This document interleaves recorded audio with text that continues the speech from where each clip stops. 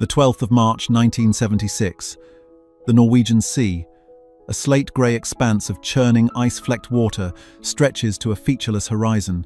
Somewhere below this hostile ocean, a NATO carrier battle group is threading its way through the gap between Greenland, Iceland, and the UK. For Captain Second-Rank Dmitry Volkov, pilot of a Tupolev Tu-16 Badger C bomber of the Soviet naval aviation, that carrier is a target. His confidence is absolute, bordering on arrogance. It is a confidence forged in the brutal logic of Soviet strategic doctrine. His world is the cramped, dimly lit cockpit of the Badger, filled with the smell of warm electronics, hydraulic fluid, and stale cabin air. The deep, resonant thrum of his two Mikulin AM-3 turbojets is a constant, reassuring presence. Alongside him, his co-pilot monitors the engine gauges, while his navigator, tucked away in the glazed nose, scans his own radar screen. Their mission today is a probe. Fly south, find the American carrier, paint it with their targeting radar, and practice the attack run. They are the tip of a hypothetical spear. Their doctrine is not about finesse. It is about mathematics. It is about mass. Volkov and his comrades are trained for one purpose: the regatta saturation strike. Should war begin, his regiment, along with others, would launch en masse. Dozens of Badgers, Tu-22 blinders, and the terrifying new Tu-22M backfire bombers would scream towards the carrier group at low altitude, their electronic warfare aircraft blinding the American radars. In the final moments, they would all pop up and unleash a cloud of anti-ship missiles, AS-5 Celts, AS-4 Kitchens, so many, so fast, that the American defenses would be overwhelmed. A few bombers might be lost, Volkov knew, perhaps his own, but the carrier would sink. The PVO, the Soviet Air Defense Forces, had proven that missiles were superior to aircraft when they swatted Gary Power's U-2 from the sky. The AVMF, the naval aviation, would prove the same principle at sea. The American carrier, for all its majesty, was just a floating coffin, defended by fighters like the F-4 Phantom, a good plane, but one with a limited radar that could only look at one target at a time. The Soviet missile cloud was impenetrable and unstoppable. Today, however, is just practice. Volkov's Badger is flying high, its puffball search radar scanning the ocean below. Suddenly, a new tone squeals in his headset, a high-pitched, insistent warble. His electronic warfare officer, hunched over his panel in the fuselage, shouts over the intercom, his voice tight. "Contact! Airborne radar! Multiple signals! It's not a Phantom. The PRF is wrong. It's everywhere." Volkov frowns. His own radar warning receiver, the SPO-10, lights up. He is being painted. That's normal. But the nature of the signal is not. It isn't the familiar, pulsing lock-on of a single interceptor. It feels different, broader, colder. Then, the EWO's voice cracks with genuine disbelief. "Captain, I am tracking multiple missile guidance link signals. Multiple, I count. Payat, Shest. Six signals. They are active." Volkov's blood runs cold. 6? It's impossible. No fighter could guide 6 missiles at once. It must be a ship, launched salvo, a SAM, but they are hundreds of kilometers from the American fleet. He peers through the windscreen, scanning the empty, blindingly bright sky. There is nothing, just the curve of the earth. "Fighter escort?" he demands. His escort on this probe, 2 MiG-23 floggers, are flying 50 kilometers behind him. Their pilots report the same thing. A strange, powerful radar signal from an unknown vector, but their own Sapphire radars are blind. The sky is empty. Volkov is a veteran. He has flown these missions for a decade. He has faced Phantoms, Lightnings, and Drakens. This is not a probe. This is not a practice. This is something new. The unblinking electronic stare he feels is not from a fighter pilot 30 kilometers away. It is from something over the horizon.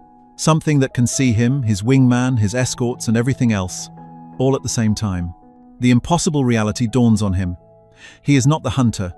He has been the target for the last 15 minutes. The tone in his ear is not a warning. It is a death sentence, calmly read out from an impossible distance.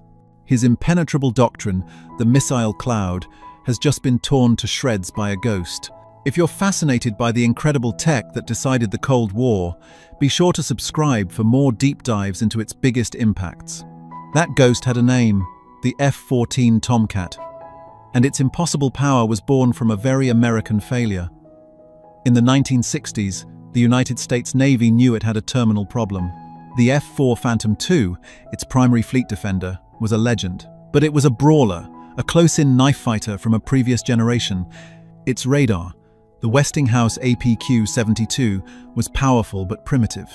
It was a pulse radar, meaning it had a critical flaw. It was look-down, blind. It couldn't distinguish a low-flying aircraft from the ground clutter of the ocean waves. The Soviets knew this.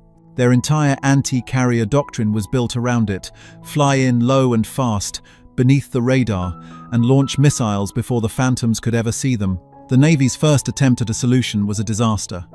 They were forced by Secretary of Defense Robert McNamara into the TFX program, which produced the F-111. The Air Force version, the Phone 111 amperes, became a successful strike aircraft. The Navy version, the F-111B, was an overweight, underpowered, unmitigated catastrophe. It was a bomber with missiles, a pig that pilots loathed. It famously could not dogfight its own shadow. After a brutal political battle, the Navy finally killed the program in 1968. They were back at square one, with a massive Soviet bomber threat looming and no aircraft to stop it. The Navy needed a miracle. They needed an aircraft that could do everything the F-111B was supposed to, but do it right. It had to be able to look down, shoot down.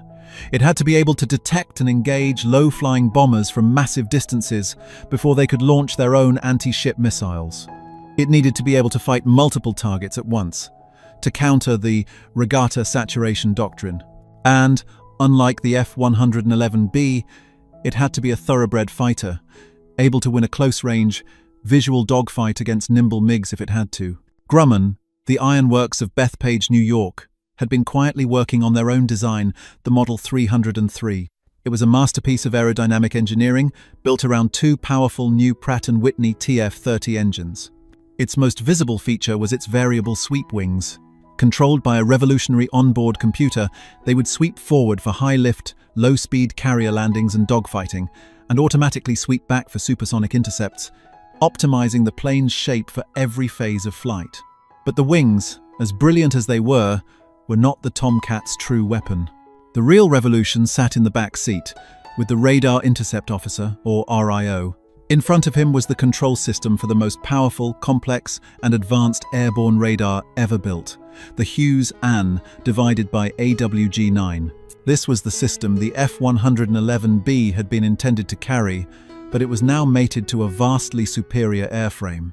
The AWG-9 was a flying mainframe computer. It was the first pulse Doppler radar deployed on a fighter, giving it the look-down capability the Phantom lacked. It could filter out the stationary ocean clutter and pick out a high-speed, low-flying cruise missile against the waves. Its power was biblical. Where a Phantom's radar strained to see one target 60 miles away, the AWG-9 could detect a bomber-sized target at over 200 miles. And it wasn't just its range, it was its brain. The AWG-9 had the first track-while scan, or TWS mode. A Phantom pilot had to lock his radar onto a single target, losing sight of everything else. The F-14's RIO, in TWS mode, could scan a massive volume of sky and simultaneously track up to 24 separate targets. He could see the bombers, their fighter escorts, their jammers all at once. His tactical display was a god's-eye view of the entire battle space. And to service this godlike radar, Hughes built a missile to match, the AIM-54 Phoenix. It was not a missile, it was a self-contained, 1,000-pound fighter drone. It had its own radar, its own computer, and its own 135-pound warhead. The AWG-9 would guide the Phoenix for the first phase of its flight via a data link. Then, in the terminal phase, the missile would go active, turning on its own radar to find and kill the target. This was the combination that shattered Dmitry Volkov's reality. The F-14's track-while scan meant it could track him, his wingman, and his escorts without any of them receiving a lock-on warning. And the Phoenix missile's capability meant the F-14 didn't just track them.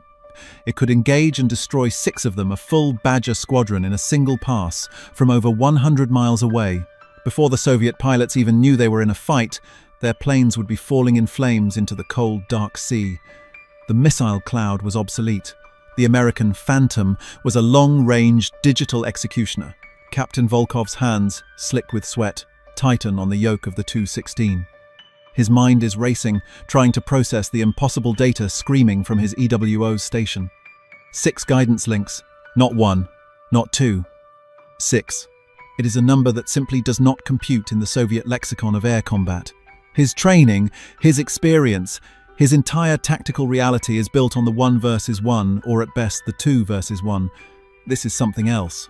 This is an algorithm, an execution. Brake left, hard left, dive, he roars over the intercom. The big Tupolev bomber, a design from the 1950s, groans in protest as Volkov throws it into a steep, descending bank. The G-forces press him into his seat, the grey Norwegian Sea tilting wildly in his windscreen. Chaff! Flares! Deploy everything! His EWO's fingers fly across his console, triggering the dispensers. Bundles of aluminum strips and pyrotechnic flares burst from the Badger's tail, a desperate attempt to create false targets, to blind the unseeable enemy. The MiG-23 escorts, 50 kilometers back, are equally frantic. Their pilots, hearing Volkov's panicked call, have lit their afterburners. Their Tumansky R-29 engines roar, pushing them supersonic as they streak forward to protect their charge. Their Sapphire II-3 radars, the pride of Soviet avionics, are sweeping the sky. They see nothing, absolutely nothing. The sky in front of the Badger is electronically, perfectly, terrifyingly empty. But the tone in Volkov's headset does not change. It doesn't waver, it doesn't break lock. The chaff is useless, the flares are ignored. The high-speed jinking maneuver is irrelevant. The unblinking electronic stare of the AWG-9 radar, operating from a platform over 150 kilometers away, filters out his countermeasures as mere noise. It sees the 80-ton bomber as a solid, steady track. The MiG-23 seconds are also just tracks smaller, faster, but just as vulnerable. To the entity watching them, their supersonic dash is as futile as a man trying to outrun a rifle bullet. "Captain!" The EWO's voice is strained, almost whispering. "The signals, they are steady, no change. I think they are just watching us." The implications of that statement are more terrifying than an actual missile launch. This isn't an attack. This is a demonstration. This is a cat playing with a mouse. Volkov, a decorated officer of the Red Banner Naval Aviation, is being toyed with. The 6 guidance links are not for 6 imminent missiles. They are a statement of capability. A message sent from an invisible enemy. We can kill you, your wingmen, your escorts, and 2 others at any moment we choose. 160 kilometers to the south, Lieutenant Commander John Viper Harrison and his radar intercept officer, Lieutenant Socrates Kyle, sit calmly in the cockpit of their F-14 Ampere's Tomcat, call sign Ghost 0-1. They are flying at 35,000 feet. Their variable, sweep wings canted back for efficient high-speed cruise. They haven't even broken a sweat. To them, the encounter is not a frantic dice with death. It's a technical exercise. "Socrates, what have we got?" Viper asks, his voice a relaxed drawl over the intercom. "Same as before, Skipper," Socrates replies, his eyes glued to the glowing green display of his tactical information display, the TID. On its screen, the entire air battle is laid out like a video game. "I've got 2 Badgers, looks like C models, at Angel 2-5, heading south by southwest, and yeah, here come the cavalry. 2 floggers, supersonic, closing from the northwest. They're about 30 miles behind the heavies." On his screen, the targets are designated with symbols. T1 and T2 are the Badgers. T3 and T4 are the MiG-23 seconds. The AWG-9, in its track while scan mode, is effortlessly tracking all 4, plus a dozen other commercial airliners hundreds of miles away. "All right," Viper says. "Let's light 'em up. Give 'em the full track while scan, 6-target special." "Roger that." "Engaging TWS simulated launch sequence on T1 through T6, Socrates says. His fingers move across his console. He isn't locking on to any single target. He is simply telling the AWG-9's computer to designate 6 of its 24 tracks for simulated engagement. The radar, in turn, sends out the data link guidance signals for 6 hypothetical AIM-54 Phoenix missiles. The system doesn't care that there are only 4 real targets. It will happily engage 2 patches of empty sky just to prove the point. Viper glances at his own display. They're turning. Badger 1 is diving and dumping trash. Yep, got the chaff. No factor, Socrates says, his voice devoid of emotion. He watches the T1 symbol on his screen as it descends, the computer neatly filtering out the cloud of false returns. Floggers are still burning hard. They're angry and completely blind. They have no idea where we are. Beautiful, Viper murmurs, looking out at the empty blue sky. He can't see the Soviet planes. He doesn't need to. Keep the launch data up for another 30 seconds. Let 'em stew in it. Copy. 30 seconds. To Viper and Socrates, this is not combat. It is pest control. The mighty Soviet saturation strike, the regatta that was supposed to wipe out their carrier, is just a handful of green symbols on a screen, symbols that they could extinguish with the press of a single button. They are holding a royal flush, and the Soviets don't even know they're at the wrong card table. All right, that's enough, Viper says. Terminate the run. Let's head back to Mother. We're bingo fuel. Terminating. Radar to standby, Socrates replies. He flips a switch. In an instant, the powerful, multi-target guidance signals vanish. In the cockpit of the Tu-16, the insistent, terrifying warble in Dmitry Volkov's headset clicks off. The silence is deafening, more shocking than the sound itself. His EWO gives a shaky report. Signals gone, Captain. All of them. Just gone. Volkov slowly, painfully, levels the bomber out. He is breathing heavily. His flight suit is soaked. He is alive, but he is also humiliated. He has not been defeated in battle. He has been dismissed. The Mi-G 23 seconds, having burned a colossal amount of fuel, finally catch up. Their pilots are confused, reporting they saw nothing, that their radars were clean. The flight back to the base in the Kola Peninsula is the longest of Volkov's life. The swaggering confidence he departed with is gone, replaced by a cold, sickening dread. He lands the heavy bomber and taxis to the debriefing hut, the engines whining down. He steps out onto the frozen tarmac and feels the Arctic wind cut through his suit, but the chill he feels is deeper. It's in his bones. In the debriefing room, over lukewarm, bitter coffee, he tells his squadron commander and a stone-faced political officer what happened. He tells them about the signal. He tells them about the 6 simultaneous guidance links. The commander, a veteran of the Great Patriotic War, stares at him, his expression hardening. 6? Comrade Captain, you are mistaken. Their Phantom cannot do that. You were spooked by jamming, by a spoof signal. It was not a spoof, Comrade Colonel. Volkov insists, his voice rising. It was real. It tracked us through our break. It ignored the chaff. The floggers saw nothing. We were helpless. They could have shot us all down. The political officer makes a note in his pad. Hysteria, Comrade Captain, does not suit a Soviet aviator. You will amend your report. You encountered heavy and sophisticated American electronic warfare. That is all. Volkov slams his fist on the table. And what will you write in your report when a full regiment of Badgers is wiped out before a single one of them can launch a missile? What will you write then? I tell you, something new is out there. A Phantom. And it has made our entire strategy, our entire fleet, obsolete. His words hang in the smoky air. The commander looks away, unable to meet his eyes. The political officer just scribbles, his face a mask of bureaucratic contempt. But Volkov has seen the truth.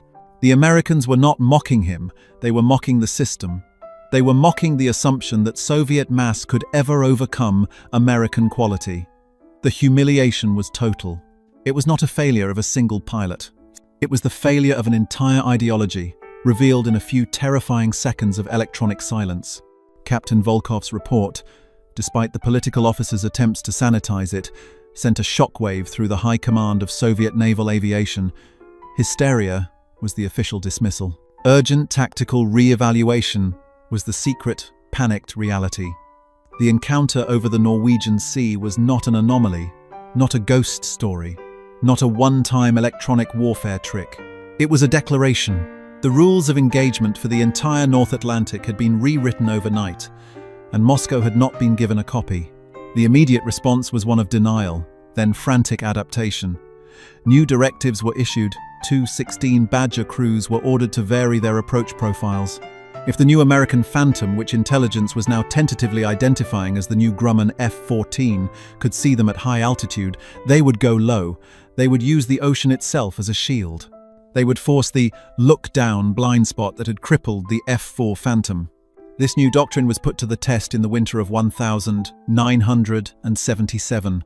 The mission was nicknamed the Baltic Express, by its crews a high-speed, low-level probe from the Kola Peninsula, designed to skim the wave tops, stay under the radar horizon, and simulate a pop-up missile strike on a carrier group near Bodo, Norway. Major Stepan Gorbachev, a new 216 squadron commander, was at the controls. He was a product of the new school, less of a brawler, more of a technician. He flew his 80-ton bomber with a surgeon's precision. His radar altimeter was set to 100 meters.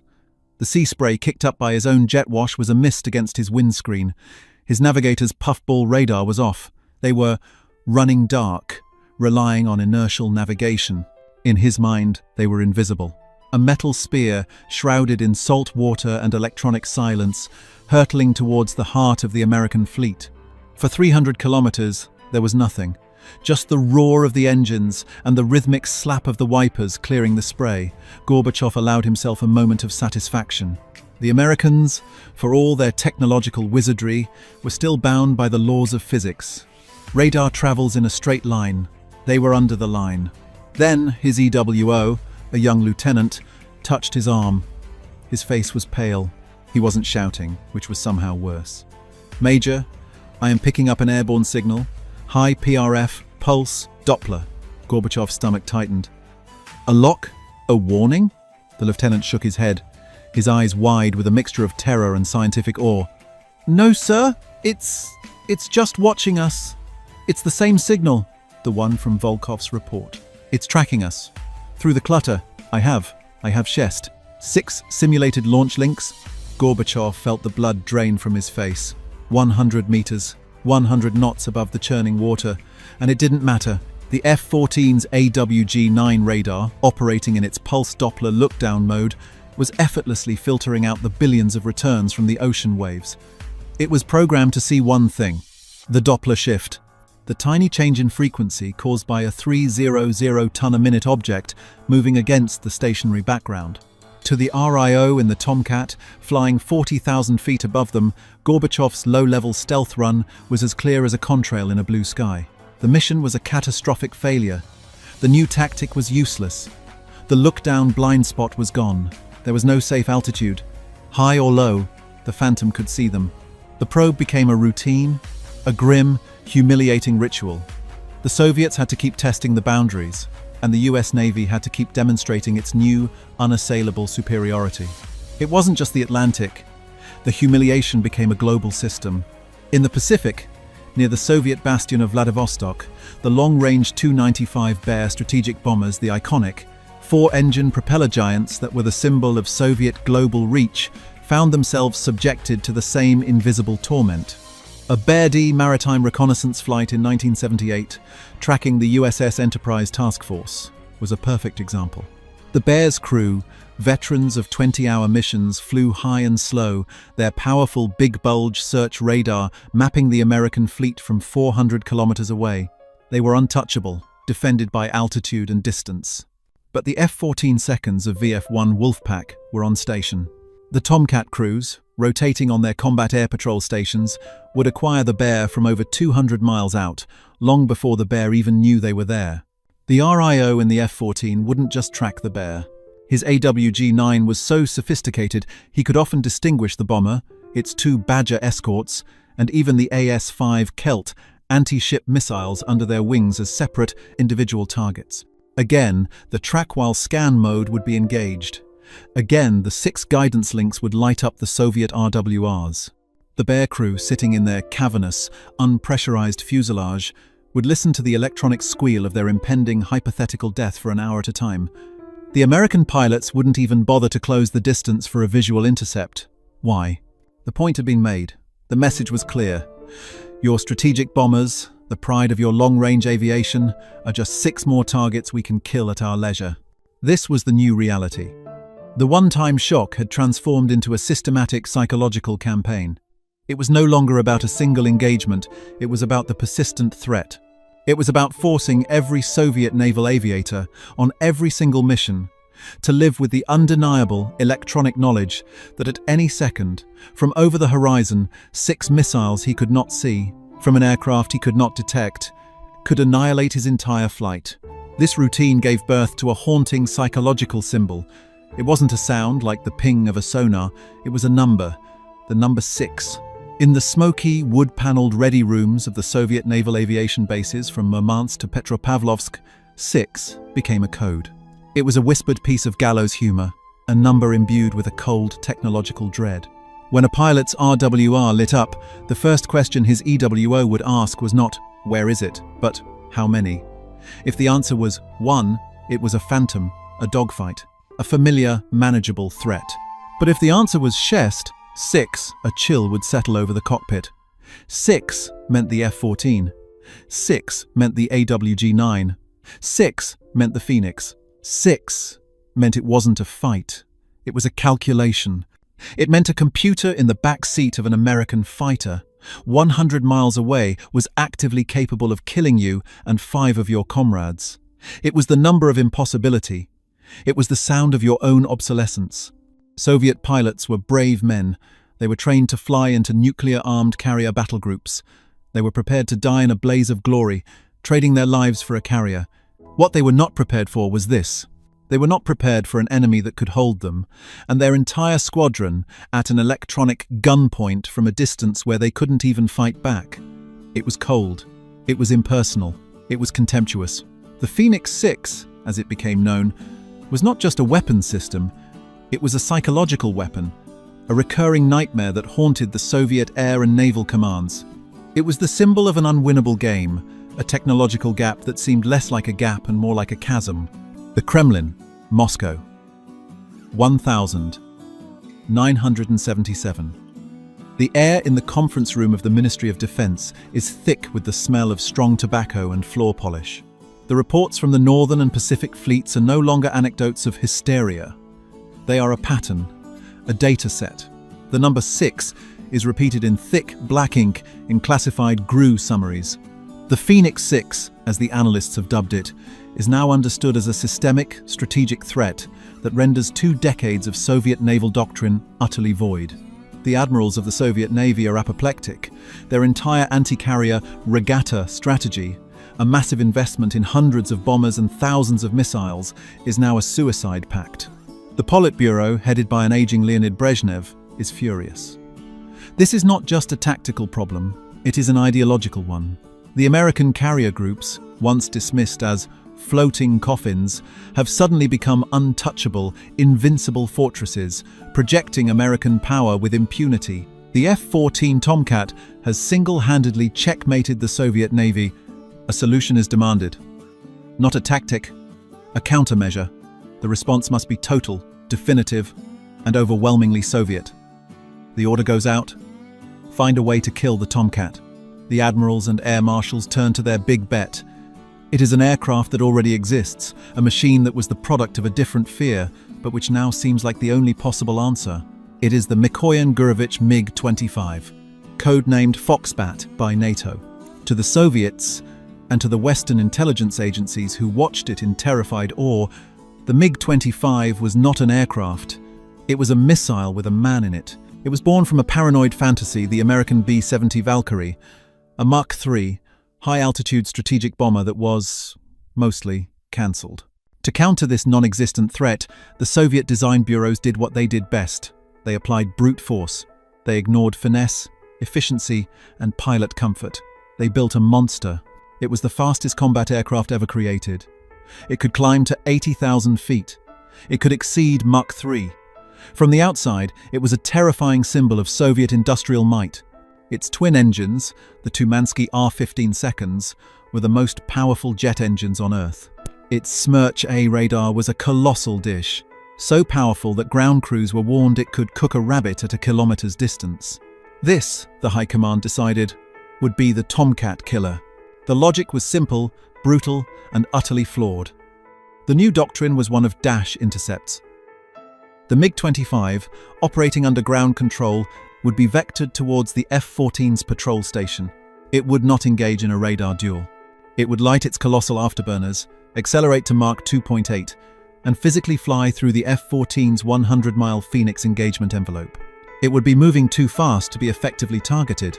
Once inside the Phoenix's minimum range, it would use its own massive Smerch-R radar and fire its gigantic R-40 Acrid missiles, each one the size of a telephone pole. It was a charging bull aimed at a matador. Speed, they believed, would negate technology. This was the plan.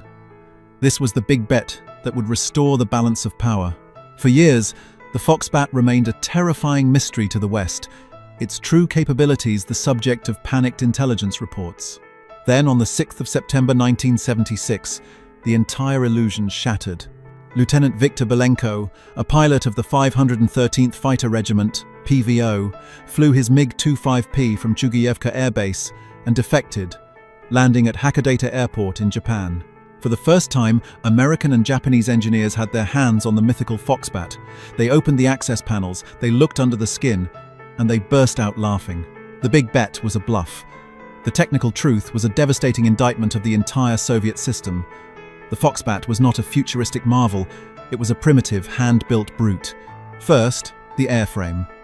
Analysts had assumed it was built of titanium, like the American SR-71. It was not. It was built primarily of nickel-steel alloy, manually arc-welded by hand. It was astonishingly, colossally heavier flying locomotive. Second, the engines. The all-powerful R-15 seconds were, in fact, disposable rocket motors. They were designed for cruise missiles, not fighters. They were breathtakingly inefficient. At top speed, Mach 3.2, they would literally melt. Belenko's manual warned pilots not to exceed Mach 2.8. At that speed, the engines would be completely destroyed and would have to be replaced after landing. The Foxbat's dash was a one-way trip. Third, and most damning, was the avionics. The terrifying Smerch-A radar was not a sophisticated digital system. It was an antique. When engineers opened the avionics bay, they did not find microchips, they found vacuum tubes. The entire radar system was a relic from the 1950s, its onboard computer, an analog device that was, in essence, a flying adding machine. This was why the countermeasure had failed before it even began. The MiG-25 was built to stop a high-altitude, non-maneuvering bomber. It was never designed to fight the F-14 system. The AWG-9 radar was a digital, solid-state, multi-targeting scalpel. The Smerch-A was a vacuum tube sledgehammer. The Foxbat's radar was completely, hopelessly, look-down blind. It could only see high-altitude targets against the clean blackness of space. An F-14 flying against the clutter of the ocean or land below was completely invisible to it. Conversely, the F-14's AWG-9 could see the heavy, non-stealthy, electronically loud Foxbat from over 200 miles away. The entire dash intercept doctrine was a fantasy. The F-14's RIO would see the MiG-25 take off. He would track it as it climbed and accelerated. He would see it coming from 150 miles out, and at 100 miles, he would ripple-fire 2 Phoenix missiles. The MiG-25 pilot, his vacuum tube radar staring blankly at the ocean clutter below, would never even know he was a target. His first and only warning would be his RWR screaming as the AIM-54's own active radar locked on, just seconds before impact. The MiG's speed was useless, the R-40 missiles were useless. The big bet was a catastrophic failure. The killer statistic was not one of combat, because combat was never joined. The F-14 prevented it. The statistic was in the specifications. The Smerch-A radar, for all its brute power, had a search range of barely 100 kilometers and 0 look-down capability.